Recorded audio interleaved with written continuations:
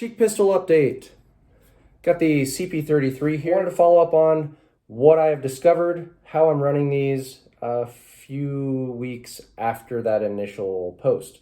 So we'll do some shooting, show you guys how that looks on the range, compare some different guns, and now I'll just tell you what I'm doing here. So this is a configuration that I've come to love for this CP33.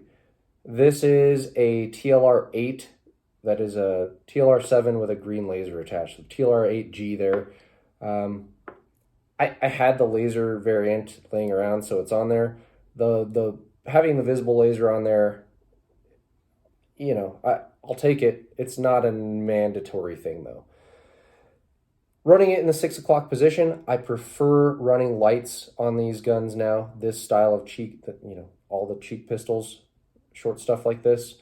I like it running in the 6 o'clock position, which is different than I like my light position in just about any other gun. When you're running at 6 o'clock, which I do prefer on these guns, all you have to do is squeeze your palm and you get momentary activation on the TLR7 and TLR8. So that's why I like those lights at the 6 o'clock position here, because it's very intuitive to activate.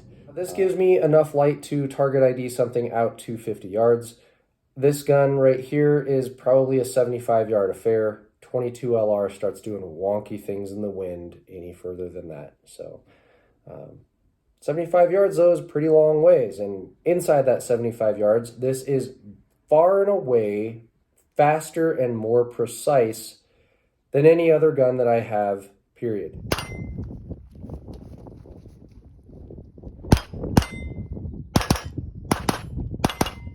Faster and more precise than my Gamer AR, way faster and more precise than all my pistols.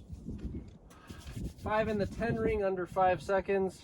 Oh, and because it's a full-size pistol, I'll actually be running this single-handedly, because that's the drill, right?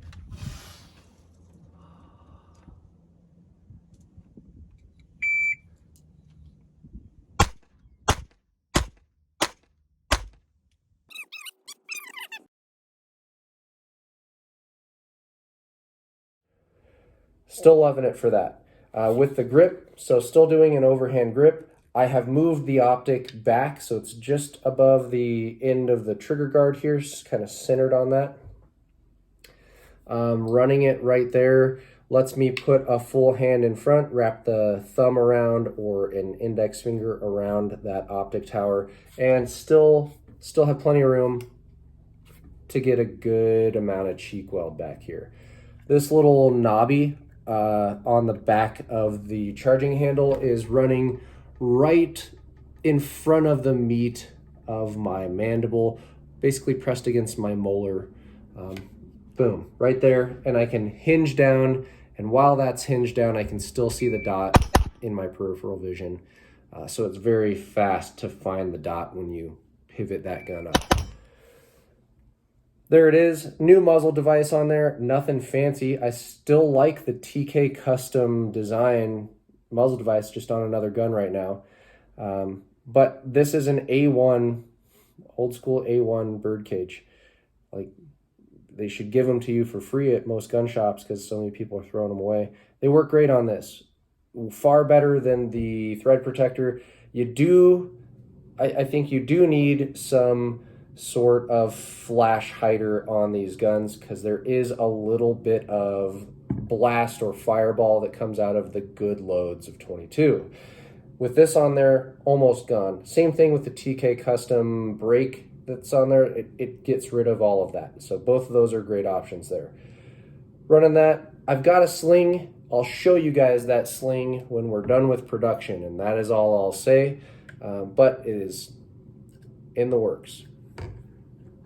That's the CP33.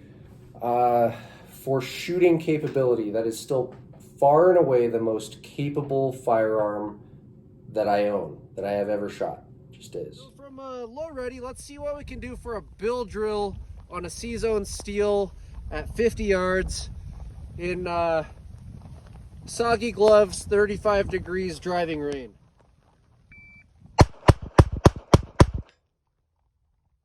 you guys can hear those hits. Thank you guys for watching. Please subscribe or follow or sign up. Click all the buttons, do all the things.